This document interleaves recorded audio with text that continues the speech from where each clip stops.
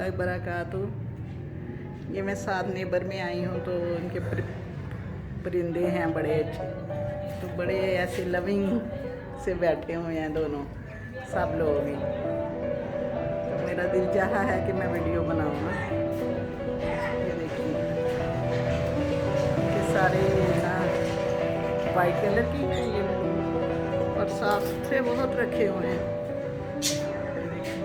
ये देखिए कैसे वो खाना खा रहे हैं ना। ये केज में बैठा हुआ है अपने में।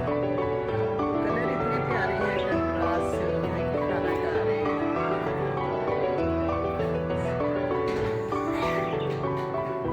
और इनका ये भी बड़ा अच्छा है, साफ सुथरा सा गमला है।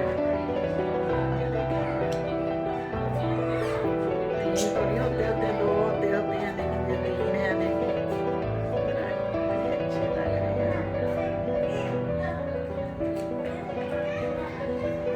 बैठते हैं आराम से, पता चल जाता है कि इनको कोई हमारी वीडियो बना रहा है।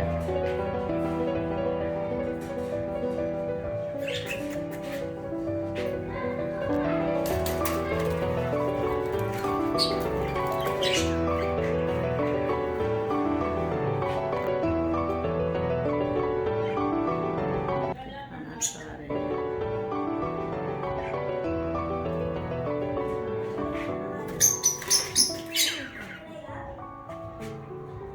उधर गया है तो उधर चला गया।